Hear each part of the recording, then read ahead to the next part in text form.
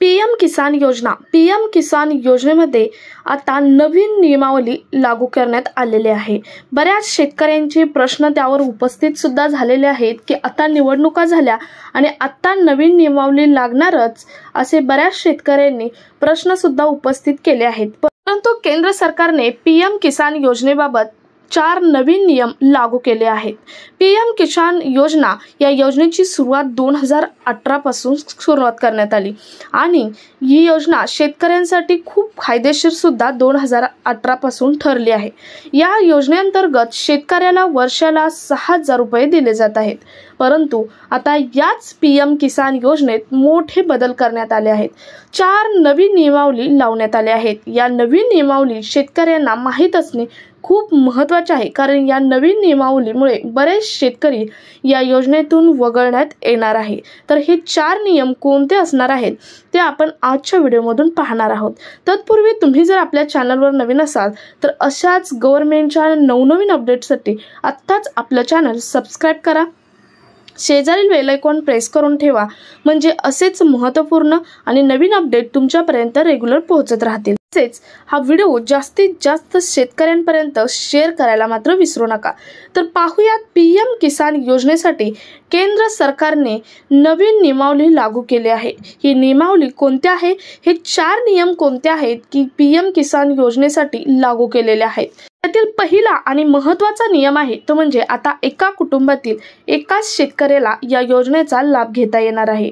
म्हणजे एक कुटुंब आहे, पती पत्नी मुलगा मुलगी यातील फक्त एकालाच लाभ हा घेता येणार आहे।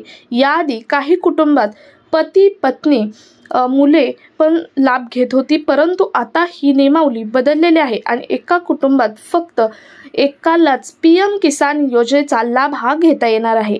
हा झाला पहिला आणि सर्वात महत्त्वाचा नियम। त्यानंतर दुसरा नियम आहे तो म्हणजे कुटुंबातील पती पत्नी मुलगा मुलगी लाभ घेत असल्यास आता या सर्वांचे लाभ रद्द करून फक्त एकालाच लाभ मिळणार आहे।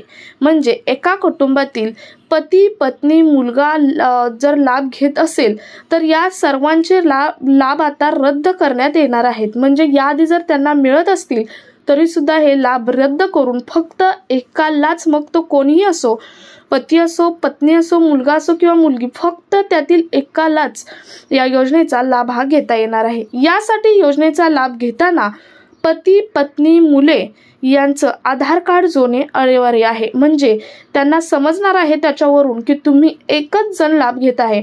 जर तुम्ही एकच जण लाभ घेत असाल तरी सुद्धा तुमचे बाकीचे जे कुटुंबातील पती पत्नी, जर समजा पती लाभ घेत असेल तर जो पती आहे त्याचं आधार कार्ड लागणारच आहे, परंतु पत्नी आणि मुलगा मुलगी असेल त्या दोघांचे हे आधार कार्ड जेव्हा तुम्ही पीएम किसान योजनेचा लाभ घेणार आहात त्यावेळी त्याशी जोडणे हे अनिवार्य करण्यात येणार आहे।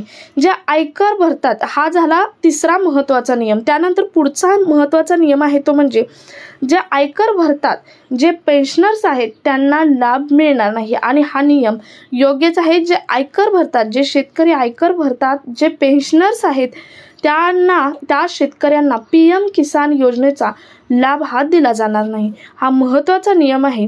त्यानंतर पुढचा नियम आहे तो म्हणजे आयकर भरून जर योजनेचा लाभ घेत असाल तर ती रक्कम पुन्हा वसूल केली जाणार आहे। म्हणजे जर तुम्ही आयकर भरून सुद्धा या योजनेचा लाभ घेत असाल तर ती रक्कम तुमच्याकडून पुन्हा सर्वच्या सर्व रक्कम ही वसूल केली जाणार आहे। तर हे होते 4 ते 5 नियमावली पीएम किसान योजनेत लागू केलेले नवीन नियम आहेत। यासाठी सरकारने जिल्हास्तरीय काही समित्या सुद्धा नेमलेल्या आहेत। त्यामुळे जर कोणी असा शेतकरी लाभ घेत असेल, आयकर असेल किंवा एकाच घरात 3-3, 4-4 जण लाभ घेत असेल तर त्यांनी ते लाभ स्वतःहून रद्द करावे लागणार आहेत। कारण त्यातील एकालाच फक्त जरी स्वतः रद्द केले नाही तर या समित्यांमार्फत तुमची चौकशी करून ते कायदेशीर पद्धतीने रद्द केले जाणार आहेत आणि मगच तुम्हाला पीएम किसान योजनेचा इथून पुढचा लाभ हा वर्षाला 6000 रुपयाचा लाभ हा मिळणार आहे। सो हा महत्त्वपूर्ण व्हिडिओ जास्तीत जास्त शेतकऱ्यांपर्यंत शेअर करा। भेटूयात पुढच्या एका अशाच नवीन अपडेट सोबत। तोपर्यंत धन्यवाद।